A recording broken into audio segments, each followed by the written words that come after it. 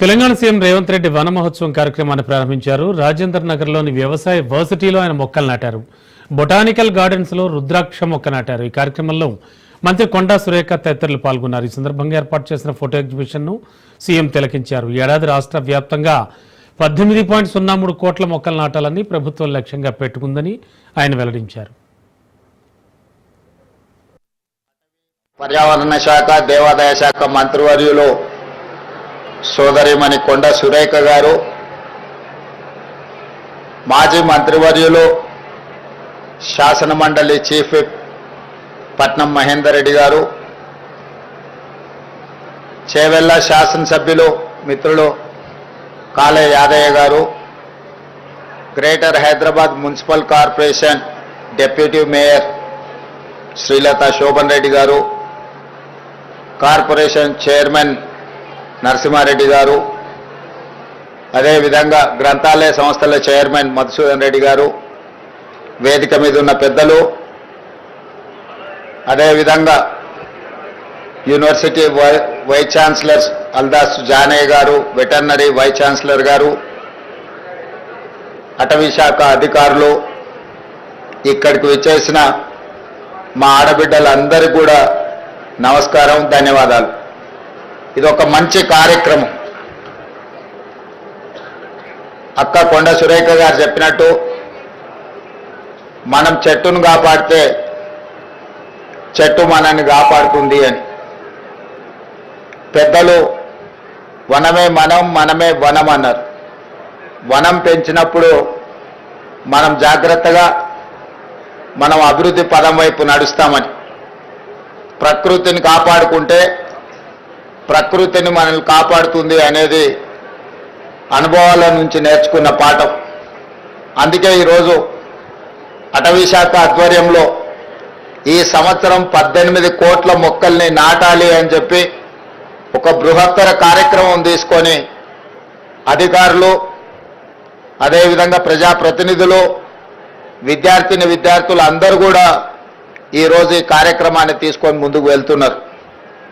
అయితే నేను ప్రత్యేకంగా మా అక్కల్ని, మా చెల్లెళ్ళని నేను అడగదలుచుకున్నా. ఇంట్లో పిల్లల్ని పెంచడం తెలిసిన నైపుణ్యం ఉన్న మా అక్కలు పెరడిలో 2 చెట్లు పెంచితే ఎంత అద్భుతంగా, ఎంత గొప్పగా ఉంటుందో ఈరోజు మా అక్కలందరూ కూడా అమ్మ పేరు మీద చెట్టు నాటాలి అని దేశ ప్రధానమంత్రి గారు ఏదైతే అన్నారో, అమ్మ పేరు మీద పిల్లలు చెట్లు నాటితే తమ పిల్లలను చూసుకున్నట్టుగా పెంచడానికి అమ్మలు కూడా తలా 2 చెట్లు నాటి పెంచితే తెలంగాణ మొత్తం హరిత వనం అవుతుంది. తెలంగాణ మొత్తం ఆకుపచ్చ తెలంగాణగా మారుతుంది. ఈరోజు అమ్మ ఒడిలో, అమ్మ బడిలో, అమ్మ పర్యవేక్షణలో ఏమి ఇచ్చినా వాటికి రక్షణ ఉంటుంది.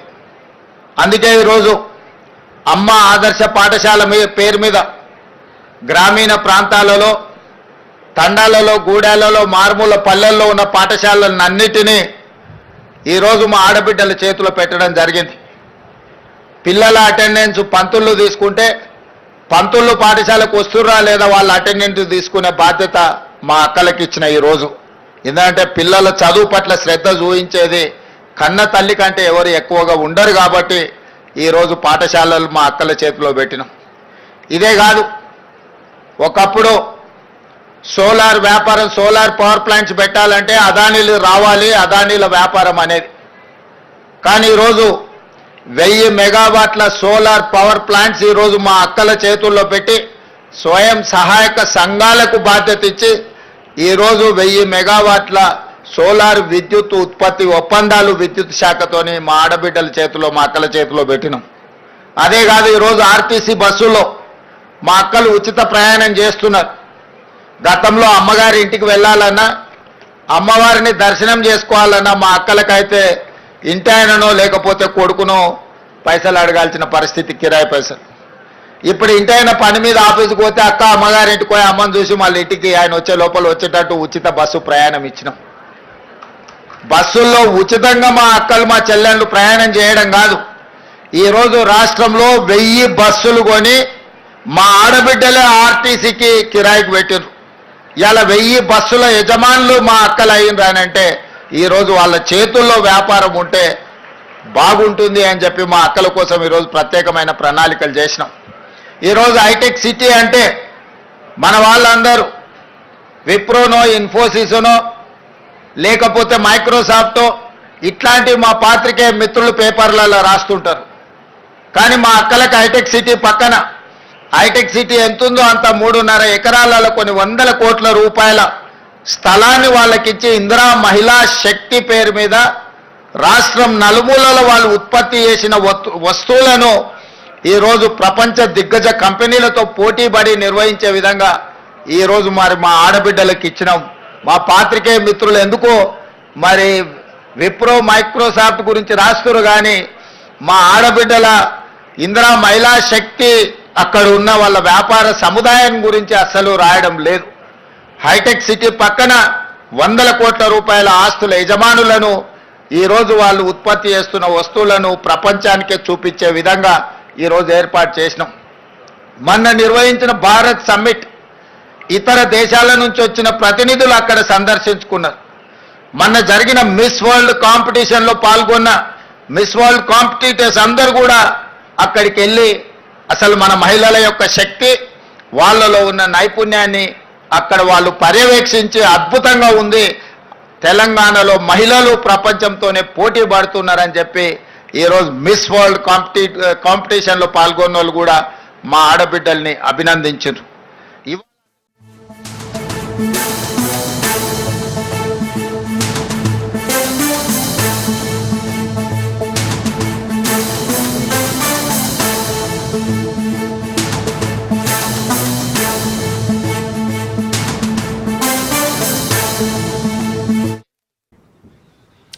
బ్రేకింగ్ లో చూస్తున్నాం. సీఎం రేవంత్ మరి కాసేపట్లో ఢిల్లీకి బయలుదేరుతున్నారు. 2 రోజుల పాటు ఆయన హస్తినలో బిజీగా గడుపుతారు. ఈ పర్యటనలో భాగంగా ఏఐసీసీ అగ్ర నాయకులను రేవంత్ కలుస్తారు. అటు పలువురు కేంద్ర మంత్రుల అపాయింట్మెంట్లను తెలంగాణ సీఎంఓ కోరింది. ఈ పర్యటనలో భాగంగా పలు రాష్ట్ర ప్రాజెక్టులకు సంబంధించిన నిధులు మంజూరు చేయాలని కేంద్ర మంత్రులను కోరనున్నారు. వీళ్లను బట్టి పార్టీ పెద్దలను కూడా కలిసే అవకాశం ఉందని తెలుస్తోంది. తిరిగి ఆయన రేపు రాత్రికి హైదరాబాద్ చేరుకుంటారని సమాచారం.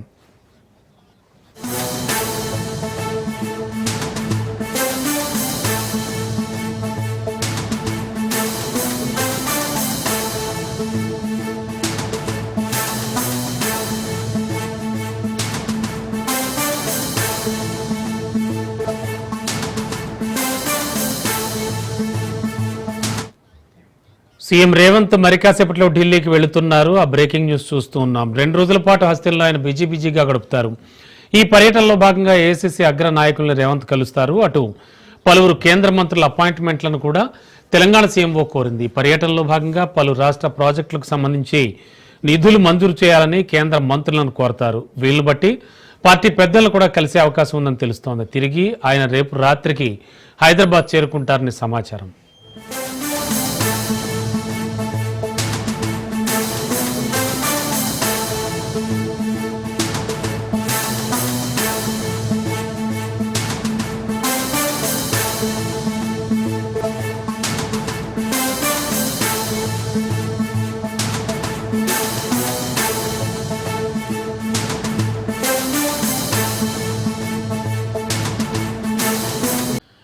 ఏపీలో P4 విధానంలో పేదరిక నిర్మూలనపై దృష్టి పెట్టిన చంద్రబాబు సర్కార్ క్షేత్రస్థాయిలో చక్కచక్కా ముందుకు సాగుతోంది. నెల్లూరు నగరంలో తాను విద్యనభ్యసించిన వీఆర్ పాఠశాల మూతపడ్డంపై మంత్రి నారాయణ స్పందించారు. ఎన్నికల్లో ఇచ్చిన హామీల్లో భాగంగా సొంత నిధులతో వీఆర్ పాఠశాలను ఆధునికీకరణ చేసి నారా లోకేష్తో ప్రారంభించేందుకు ఏర్పాట్లు పూర్తి చేశారు. రాబోయే 4 ఏళ్లలో నెల్లూరు నగరంలోని అన్ని పాఠశాలల రూపురేఖలు మారుస్తానంటోన్న మంత్రి పొంగూరు నారాయణతో మా ప్రతినిధి చరిత్ర కుమార్ ఫేస్ టు ఫేస్. ఈరోజు తను చదివినటువంటి పాఠశాలను ఈరోజు అత్యంత ఉన్నతంగా తీర్చిది, అత్యంత అంటే ఇంటర్నేషనల్ స్టాండర్డ్స్లో తీర్చిదిద్ది రేపు విద్యాశాఖ మంత్రి చేత ప్రారంభించేందుకైతే సర్వం సిద్ధం చేశారు. ఈరోజు మున్సిపల్ శాఖ మంత్రి నారాయణ మన ముందున్నారు. సార్, ఈరోజు మీరు విఆర్ కళాశాల మీరు చదువుకున్నారు. ఈ కళాశాలను, ఈ పాఠశాలను అయితే మాత్రం మళ్ళీ మీరు తీర్చిదిద్దేందుకైతే సర్వం సిద్ధం చేశారు. ఈరోజు అన్ని ఏర్పాట్లు చేసి ఎలా అనిపిస్తుంది సార్? నిజంగా చాలా ఆనందంగా ఉందండి. ఎందుకంటే ఎలక్షన్స్కి ముందే నేను చెప్పాను ప్రభుత్వం రాగానే ఈ కళాశాలను మళ్ళీ రీఓపెన్ చేస్తానని. వెంటనే గౌరవమైన విద్యాశాఖ మంత్రి లోకేష్ గారితో మాట్లాడటం, వారు వెంటనే దీనికి పర్మిషన్ ఇచ్చారు, స్టాఫ్ని అపాయింట్ చేశారు. చేయంగానే అటు నారాయణ విద్యా సంస్థలో మా పిల్లలు మరి ఎన్సీసీ ఇద్దరి యొక్క తోడ్పాటుతో P4 ప్రోగ్రాంలో దీన్ని చక్కగా చాలా చాలా చాలా చక్కగా ఒక ఇంటర్నేషనల్ స్టాండర్డ్కి ఏమాత్రం తగ్గకుండా అటు క్లాస్ రూమ్లు కావచ్చు, ల్యాబ్స్ కావచ్చు, లైబ్రరీ కావచ్చు, రోబోటిక్ ల్యాబ్స్ కావచ్చు, ప్లే గ్రౌండ్స్ కావచ్చు, చాలా చక్కగా చేశారు. ఈ స్కూల్లో చదివే పిల్లలకి ప్రత్యేకంగా మార్నింగ్ బస్సులు కానీ సైకిల్ కానీ ఏర్పాటు చేస్తున్నాం.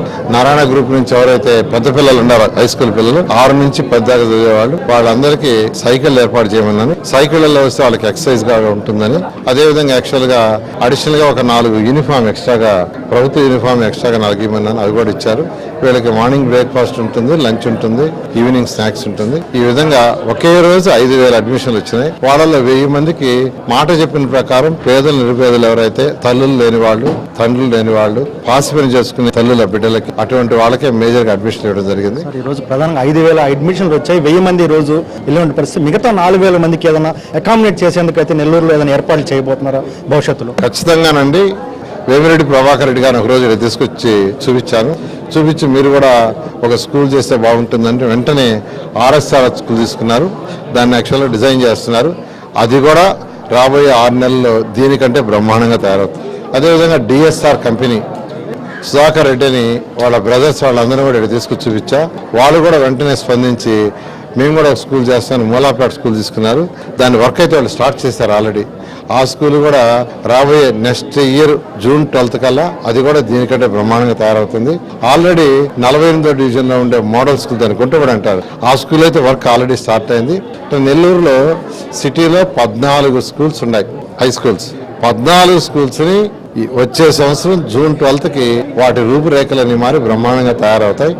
అదేవిధంగా 54 స్కూల్స్ నెల్లూరు సిటీ ఉన్నాయి. ఇవన్నీ కూడా రాబోయే 4 సంవత్సరాల్లో కంప్లీట్ చేయడం జరుగుతుంది. సార్, మరొక కీలకాంశం, దేశ చరిత్రలో ఎక్కడ లేని విధంగా P4 విధానంతో ఈరోజు మీరు పేదరిక నిర్మూలనకి పెద్ద ఎత్తున అయితే చేపట్టిన పరిస్థితి ఉంది. ఈరోజు విద్యా వ్యవస్థ సమస్యను కూడా సమూలంగా మారుస్తున్నారు. అలాగే నెల్లూరు జిల్లాలో కూడా అనేక పాఠశాలలు ఉన్నాయి. వీటి పట్ల కూడా నారాయణ గారు కానీ ప్రభుత్వంగా దృష్టి సారించేటువంటి అవకాశం ఏదైనా ఉందా? ఖచ్చితంగానండి. నెల్లూరులో ఉన్న కార్పొరేషన్లో ఉన్న 54 శ్రీధర్ గారితో మాట్లాడాను. ఫస్ట్ నా కాన్ఫరెన్స్ లో పూర్తి చేస్తాను. ఇది అయిన తర్వాత శ్రీధర్ గారి యొక్క సపోర్ట్తో, ప్రభుత్వం యొక్క సపోర్ట్తో దాన్ని కూడా యాక్చువల్గా చేయడం జరుగుతుంది. ఈ విధంగా ఒక ఎడ్యుకేషన్ ఇన్స్టిట్యూషన్ నుంచి వచ్చాను యాక్చువల్గా ఒక ఫౌండర్ని. కాబట్టి ఇంత ఉన్నత స్థితికి ఎదిగాను కాబట్టి నా నైతిక బాధ్యత ఖచ్చితంగా చేస్తాను. సార్, ఈరోజు ఏదైతే నాడు నేడు అంటూ కూడా వైసీపీ ప్రభుత్వం పెద్ద ఎత్తున పాఠశాలన్నీ కూడా మేము అభివృద్ధి చేశామని చెప్పారు. ఈరోజు నాడు నేడుకి ఈరోజు మీరు చేపడుతున్నటువంటి పాఠశాల అభివృద్ధికి మధ్య వేరే మా ప్రభుత్వం మాటల ప్రభుత్వం కాదండి, చెప్పింది చెప్పినట్టు చేస్తారు. మేనిఫెస్టోలో ఏదైతే ఉందో 100కి 100 రూపాయలు ఖజానా ఖాళీ అయినా 10 లక్షల కోట్లు గత ప్రభుత్వం అప్పు చేసిపోయినా ఆయన అప్పు అసలు వడ్డీ కడుతున్నా మాట తప్పకుండా చేస్తుంది.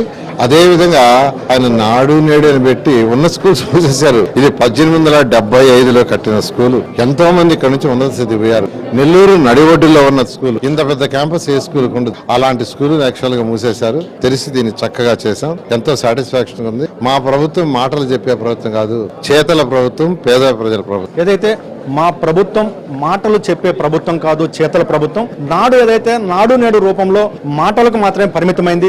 ఈరోజు క్షేత్రస్థాయిలో P4 విధానంలో ఈరోజు నెల్లూరు నా సొంత నియోజకవర్గంలో ఉన్నటువంటి అన్ని పాఠశాలల యొక్క రూపురేఖలు మార్చేందుకైతే మాత్రం సర్వం సిద్ధం చేశాం. అలాగే ఈ రోజు VR పాఠశాల గతంలో మూసేస్తుంది. ఈ రోజు దాన్ని రీఓపెన్ చేసి సుమారు 1050 మంది విద్యార్థులకైతే మాత్రం ఇక్కడ సీట్లు ఇవ్వడం కూడా జరిగింది. అలాగే నెల్లూరులో ఉన్నటువంటి అన్ని పాఠశాలలు, నెల్లూరు జిల్లాలో ఉన్నటువంటి అన్ని పాఠశాల రూపురేఖలు మారుస్తామంటూ కూడా మున్సిపల్ శాఖ మంత్రి నారాయణ తెలియజేస్తున్న పరిస్థితి. కెమెరామెన్ భరత్ తో చరిత్ర కుమార్, రాజ్ న్యూస్, నెల్లూరు VR పాఠశాల నుండి.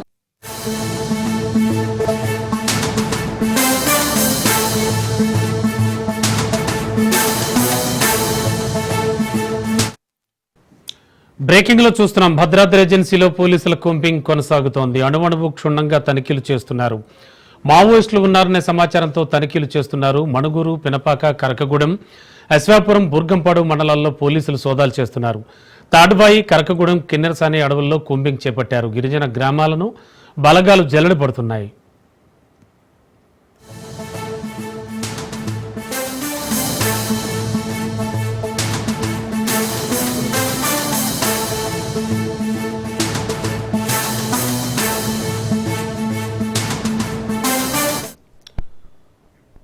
భద్రాద్రి ఏజెన్సీలో పోలీసుల కూంబింగ్ కొనసాగుతోంది. అణుమణువు క్షుణ్ణంగా తనిఖీలు చేస్తున్నారు.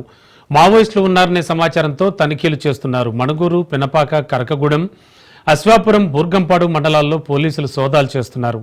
తాడ్వాయి, కరకగూడెం, కిన్నెరసాని అడవుల్లో కూంబింగ్ చేపట్టారు. గిరిజన గ్రామాలను బలగాలు జల్లెడబడుతున్నాయి.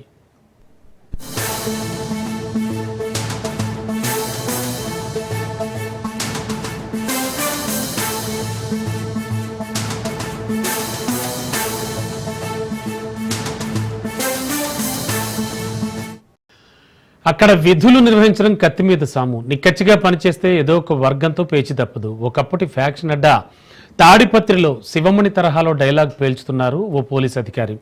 అవసరమైతే విధుల్లో ఉంచండి, లేకపోతే వేరే చోటుకి బదిలీ చేయండి, అంతేగాని నా బాధ్యతలకు అడ్డు రాకండి అంటున్నారు సిఐ సాయి ప్రసాద్.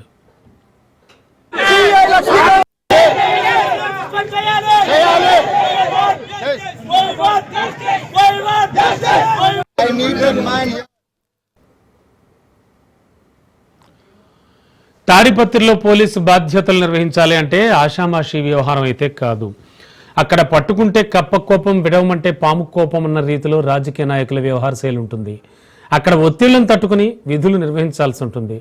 తాడిపత్రి పట్టణంలో దీర్ఘకాలికంగా అపరిష్కృత కేసులను పరిష్కారం దిశగా నడిపించిన సిఐ ఆనందరావు విధులు నిర్వహిస్తూనే మృతి చెందడం పలు విమర్శలకు దారితీసింది.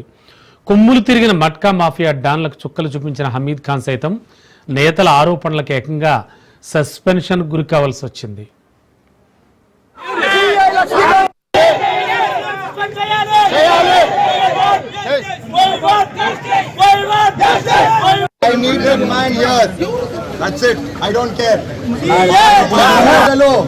ఎవరు వచ్చినా వాళ్ళకి ఏదో ఒకటి అంటానే ఉన్నాడు. ఊరుకున్నాం. తాజాగా ఎవరైనా డోంట్ కేర్ అంటున్నారు సిఐ సాయి ప్రసాద్. ఇటీవల మాజీ ఎమ్మెల్యే పెద్దారెడ్డి తాడిపత్రికి వచ్చిన సందర్భంగా ఆయన వ్యవహరించిన తీరుకు స్థానికులు ఫిదా అయ్యారు. ఆయన తాడిపత్రి నుంచి బయటకు పంపడంలో సాయి ప్రసాద్ చూపించిన చొరవ, చాతుర్యం చర్చనీయాంశంగా మారింది.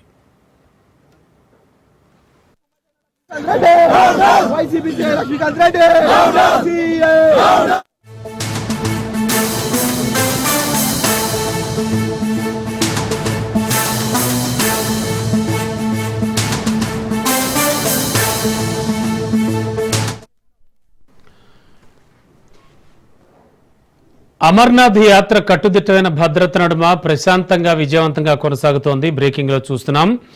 యాత్ర ప్రారంభమైన తొలి 4 రోజుల్లోనే సుమారు 70,000 మంది భక్తులు పవిత్ర మంచులింగాన్ని దర్శించుకున్నారు.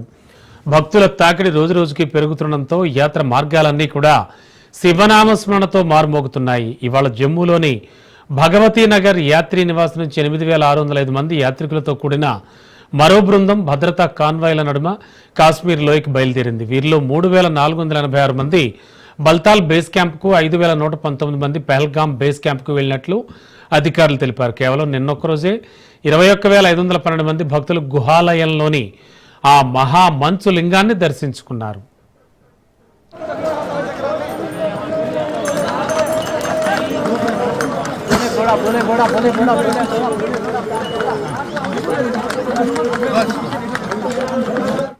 రాజేంద్రనగర్ శాసనసభ్యులు ప్రకాష్ గౌడ్ గారు ఈ కార్యక్రమంలో నాతో పాటు ముఖ్య అతిథులుగా పాల్గొంటున్న అటవీ పర్యావరణ శాఖ, దేవాదాయ శాఖ మంత్రివర్యులు సోదరిమణి కొండ సురేఖ గారు, మాజీ మంత్రివర్యులు శాసన మండలి చీఫ్ విప్ పట్నం మహేందర్ రెడ్డి గారు, చేవెళ్ళ శాసనసభ్యులు మిత్రులు కాలే యాదయ్య గారు, greater Hyderabad municipal corporation deputy mayor Srilatha Shobhan Reddy గారు, కార్పొరేషన్ చైర్మన్ నరసింహారెడ్డి గారు, అదేవిధంగా గ్రంథాలయ సంస్థల చైర్మన్ మధుసూదన్ రెడ్డి గారు, వేదిక మీద ఉన్న పెద్దలు, అదేవిధంగా university vice chancellor Aldas Janaiah గారు, వెటర్నరీ వైస్ ఛాన్సలర్ గారు, అటవీ శాఖ అధికారులు, ఇక్కడికి విచ్చేసిన మా ఆడబిడ్డలందరికీ కూడా నమస్కారం, ధన్యవాదాలు. ఇది ఒక మంచి కార్యక్రమం. అక్క కొండ సురేఖ గారు చెప్పినట్టు మనం చెట్టును కాపాడితే చెట్టు మనల్ని కాపాడుతుంది అని. పెద్దలు వనమే మనం, మనమే వనం అన్నారు. వనం పెంచినప్పుడు మనం జాగ్రత్తగా మనం అభివృద్ధి పదం వైపు నడుస్తామని. ప్రకృతిని కాపాడుకుంటే ప్రకృతిని మనల్ని కాపాడుతుంది అనేది అనుభవాల నుంచి నేర్చుకున్న పాఠం. అందుకే ఈరోజు అటవీ శాఖ ఆధ్వర్యంలో ఈ సంవత్సరం 18 కోట్ల మొక్కల్ని నాటాలి అని చెప్పి ఒక బృహత్తర కార్యక్రమం తీసుకొని అధికారులు, అదేవిధంగా ప్రజాప్రతినిధులు, విద్యార్థులు అందరూ కూడా ఈరోజు ఈ కార్యక్రమాన్ని తీసుకొని ముందుకు వెళ్తున్నారు. అయితే నేను ప్రత్యేకంగా మా అక్కల్ని, మా చెల్లెళ్ళని నేను అడగదలుచుకున్నా. ఇంట్లో పిల్లల్ని పెంచడం తెలిసిన నైపుణ్యం ఉన్న మా అక్కలు పెరడిలో 2 చెట్లు పెంచితే ఎంత అద్భుతంగా, ఎంత గొప్పగా ఉంటుందో ఈరోజు మా అక్కలందరూ కూడా అమ్మ పేరు మీద చెట్టు నాటాలి అని దేశ ప్రధానమంత్రి గారు ఏదైతే అన్నారో, అమ్మ పేరు మీద పిల్లలు చెట్లు నాటితే తమ పిల్లలను చూసుకున్నట్టుగా పెంచడానికి అమ్మలు కూడా తలా 2 చెట్లు నాటి పెంచితే తెలంగాణ మొత్తం హరిత వనం అవుతుంది, తెలంగాణ మొత్తం ఆకుపచ్చ తెలంగాణగా మారుతుంది. ఈరోజు అమ్మ ఒడిలో, అమ్మ బడిలో, అమ్మ పర్యవేక్షణలో ఏమి ఇచ్చినా వాటికి రక్షణ ఉంటుంది. అందుకే ఈరోజు అమ్మ ఆదర్శ పాఠశాల పేరు మీద గ్రామీణ ప్రాంతాలలో, తండాలలో, గూడాలలో, మారుమూల పల్లెల్లో ఉన్న పాఠశాలలన్నిటినీ ఈరోజు మా ఆడబిడ్డల చేతిలో పెట్టడం జరిగింది. పిల్లల అటెండెన్స్ పంతులు తీసుకుంటే పంతులు పాఠశాలకు వస్తుర్రా లేదా వాళ్ళ అటెండెన్స్ తీసుకునే బాధ్యత మా అక్కలకి ఇచ్చిన ఈరోజు. ఎందుకంటే పిల్లల చదువు పట్ల శ్రద్ధ చూపించేది కన్న తల్లి కంటే ఎవరు ఎక్కువగా ఉండరు కాబట్టి ఈరోజు పాఠశాలలు మా అక్కల చేతిలో పెట్టినాం. ఇదే కాదు, ఒకప్పుడు సోలార్ వ్యాపారం, సోలార్ పవర్ ప్లాంట్స్ పెట్టాలంటే అదానీలు రావాలి, అదానీల వ్యాపారం అనేది. కానీ ఈరోజు 1000 మెగావాట్ల సోలార్ పవర్ ప్లాంట్స్ ఈరోజు మా అక్కల చేతుల్లో పెట్టి స్వయం సహాయక సంఘాలకు బాధ్యత ఇచ్చి ఈరోజు 1000 మెగావాట్ల సోలార్ విద్యుత్ ఉత్పత్తి ఒప్పందాలు విద్యుత్ శాఖతోని మా ఆడబిడ్డల చేతిలో, మా అక్కల చేతిలో పెట్టినాం. అదే కాదు, ఈరోజు ఆర్టీసీ బస్సులో మా అక్కలు ఉచిత ప్రయాణం చేస్తున్నారు. గతంలో అమ్మగారి ఇంటికి వెళ్ళాలన్నా, అమ్మవారిని దర్శనం చేసుకోవాలన్నా మా అక్కలకైతే ఇంటి ఆయననో లేకపోతే కొడుకునో పైసలు అడగాల్సిన పరిస్థితి, కిరాయి పైసలు. ఇప్పుడు ఇంటి ఆయన పని మీద ఆఫీస్కి పోతే అక్క అమ్మగారి ఇంటికి పోయి అమ్మని చూసి మళ్ళీ ఇంటికి ఆయన వచ్చే లోపల వచ్చేటట్టు ఉచిత బస్సు ప్రయాణం ఇచ్చినాం. బస్సుల్లో ఉచితంగా మా అక్కలు, మా చెల్లెళ్ళు ప్రయాణం చేయడం కాదు, ఈరోజు రాష్ట్రంలో 1000 బస్సులు కొని మా ఆడబిడ్డలే ఆర్టీసీకి కిరాయికి పెట్టిరు. ఇలా 1000 బస్సుల యజమానులు మా అక్కలు అయ్యిండ్రానంటే ఈరోజు వాళ్ళ చేతుల్లో వ్యాపారం ఉంటే బాగుంటుంది అని చెప్పి మా అక్కల కోసం ఈరోజు ప్రత్యేకమైన ప్రణాళికలు చేసినాం. ఈరోజు హైటెక్ సిటీ అంటే మన వాళ్ళందరూ విప్రోనో, ఇన్ఫోసిస్నో లేకపోతే మైక్రోసాఫ్టో ఇట్లాంటి మా పాత్రికేయ మిత్రులు పేపర్లలో రాస్తుంటారు. కానీ మా అక్కలకు హైటెక్ సిటీ పక్కన, హైటెక్ సిటీ ఎంతుందో అంత 3.5 ఎకరాలలో కొన్ని 100 కోట్ల రూపాయల స్థలాన్ని వాళ్ళకిచ్చి ఇందిరా మహిళా శక్తి పేరు మీద రాష్ట్రం నలుమూలలో వాళ్ళు ఉత్పత్తి చేసిన వస్తువులను ఈరోజు ప్రపంచ దిగ్గజ కంపెనీలతో పోటీపడి నిర్వహించే విధంగా ఈరోజు మరి మా ఆడబిడ్డలకు ఇచ్చినాం. మా పాత్రికేయ మిత్రులు ఎందుకో మరి విప్రో, మైక్రోసాఫ్ట్ గురించి రాస్తున్నారు, కానీ మా ఆడబిడ్డల ఇందిరా మహిళా శక్తి అక్కడ ఉన్న వాళ్ళ వ్యాపార సముదాయం గురించి అస్సలు రాయడం లేదు. హైటెక్ సిటీ పక్కన 100 కోట్ల రూపాయల ఆస్తుల యజమానులను ఈరోజు వాళ్ళు ఉత్పత్తి చేస్తున్న వస్తువులను ప్రపంచానికే చూపించే విధంగా ఈరోజు ఏర్పాటు చేసినాం. మొన్న నిర్వహించిన భారత్ సమ్మిట్ ఇతర దేశాల నుంచి వచ్చిన ప్రతినిధులు అక్కడ సందర్శించుకున్నారు. మొన్న జరిగిన మిస్ వరల్డ్ కాంపిటీషన్లో పాల్గొన్న మిస్ వరల్డ్ కాంపిటీటర్స్ అందరూ కూడా అక్కడికి వెళ్ళి అసలు మన మహిళల యొక్క శక్తి, వాళ్ళలో ఉన్న నైపుణ్యాన్ని అక్కడ వాళ్ళు పర్యవేక్షించి అద్భుతంగా ఉంది, తెలంగాణలో మహిళలు ప్రపంచంతోనే పోటీ పడుతున్నారని చెప్పి ఈరోజు మిస్ వరల్డ్ కాంపిటీషన్లో పాల్గొన్న వాళ్ళు కూడా మా ఆడబిడ్డల్ని అభినందించారు. ఇవాళ అందుకే నేను చెప్పిన స్వయం సహాయక సంఘాలలో ఈరోజు 65 లక్షల మంది ఉన్నారు. వీళ్ళను 1 కోటి మందికి పెంచాలి, 1 కోటి మందిని కోటీశ్వరులను చేయడమే లక్ష్యంగా పెట్టుకొని ఈరోజు చెయ్యి జాపడం కాదు, 10 మందికి చెయ్యిచ్చి సహాయం చేసే విధంగా మా ఆడబిడ్డల్ని ఆర్థికంగా బలోపేతం చెయ్యాలని, 1 కోటి మహిళల్ని ఈరోజు కోటీశ్వరులుగా చేయాలని మనం నిబంధన పెట్టుకున్నాం. గతంలో 18 సంవత్సరాలు పైబడి 60 సంవత్సరాల లోపల ఉన్న వాళ్ళకే మహిళా సంఘాలలో సభ్యులుగా ఉండేది. ఇప్పుడు 15 సంవత్సరాలు నిండిన వాళ్లకు ఏ వయసు అయినా సరే మహిళా సంఘాలలో చేరడానికి అవకాశాన్ని కల్పించి ఆ చట్టాన్ని కూడా సవరించి వాళ్ళందరికీ అవకాశాలు కల్పించాలని ఈరోజు పట్టణ ప్రాంతాలలో మహిళా సంఘాలలో సభ్యులు తక్కువగా ఉన్నారు. ఇక్కడికి వచ్చిన వాళ్ళు ముఖ్యంగా మా రాజేంద్రనగర్ నియోజకవర్గానికి సంబంధించిన మా ఆడబిడ్డలందరికీ నేను సూచన చేస్తున్నా, మనకు తెలిసిన వాళ్ళందరినీ సంఘాలలో సభ్యులుగా చేర్చండి. అప్పుడే వాళ్ళు ఆర్థికంగా బలపడడానికి ఈ సంవత్సరమే మనం 21,000 కోట్ల రూపాయలు సంఘాలకు బ్యాంకు లింకేజ్ ఇచ్చినాం మీరు వ్యాపారాలు చేసుకోవడానికి. ఈరోజు ఐకేపీ కేంద్రాలు 8,100 ఐకేపీ కేంద్రాలు రైతులు పండించిన పంటల్ని కొనుగోలు చేయడానికి కనీస మద్దతు ధరే కాదు 500 రూపాయల బోనసు వడ్లకు పండించడానికి ఈరోజు మన మహిళల చేతుల నుంచే మనం ఆ నగదు రైతులకు ఇప్పిస్తున్నాం. ఇదే కాదు మా అక్కలందరూ ఇడుండ్రు, అక్క సన్నబియ్యం వస్తున్నాయా అక్క సన్నబియ్యం వండినరా తింటున్నారు కదా, అందరు మంచిగా ఉంది కదా. గతంలో దొడ్డు బియ్యం ఎప్పుడైనా వండుకొని పిల్లలకు పెట్టిరాక గట్టిగా చెప్పాలి. మరి ఇవాళ అందుకే మా ఆడబిడ్డలు రేషన్ షాపుల్లో దొడ్డు బియ్యం ఎవరినో మిల్లర్లకు దళారులకు అమ్ముకునే అవసరం లేకుండా సరాసరి రేషన్ షాపుల్లో నుంచి తెచ్చిన సన్న బియ్యం మనము మన పిల్లలకు వండి పెట్టే విధంగా ఇవాళ ముఖ్యమంత్రిగా నేను ఏ భోజనం చేస్తున్నానో, లేకపోతే మా వేదిక మీద ఉన్న అధికారులు మా మంత్రులు ఏ బియ్యం అయితే వండుకొని తింటున్నారో ఇవాళ మా అక్కలకు మా ఆడబిడ్డలకు రేషన్ షాపుల్లో సన్న బియ్యం ఇచ్చి ఈరోజు ఆత్మ గౌరవంతో ఒక మంచి భోజనం తన పిల్లలకు పెట్టే విధంగా ఒక మంచి పౌష్టికాహారం ఇస్తే పిల్లల ఆరోగ్యం బాగుపడుతుంది అని చెప్పి ఇవాళ మనం ఇవన్నీ నిర్ణయాలు తీసుకున్నాం. ఇవన్నీ కూడా మా ఆడబిడ్డల్ని దృష్టిలో పెట్టుకొని ఆడబిడ్డలకు మేలు జరగాలి, ఆడబిడ్డల ఆత్మ గౌరవంతో బ్రతకాలి అని ఈరోజు కార్యక్రమం తీసుకున్నాం.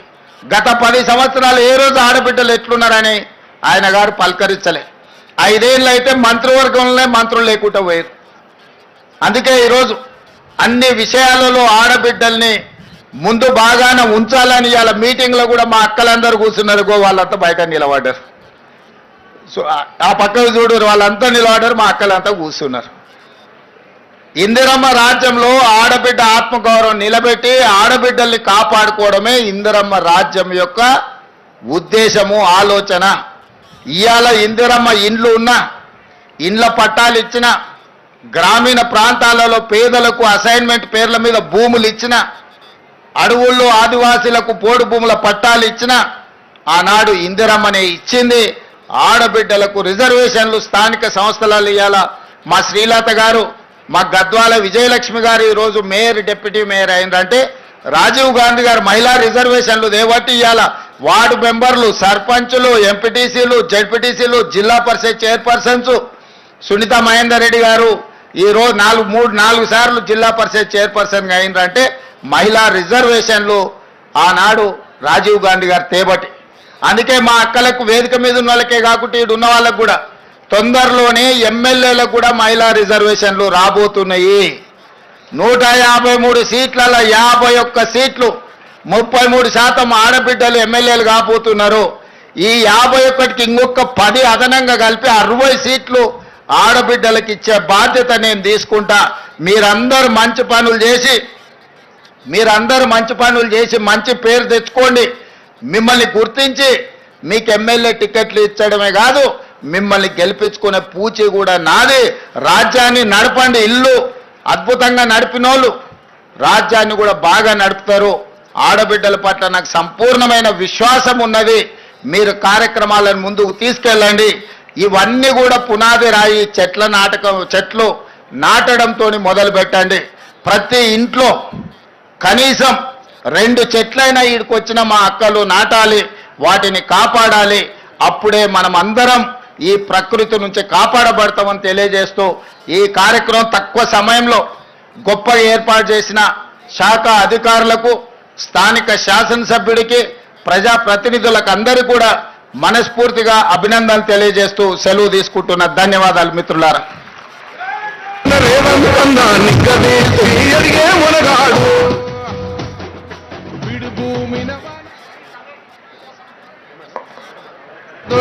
భరతం పడతాడు మన రేవంతన్నా పేద ఇంటికి పండుగ తెస్తాడు.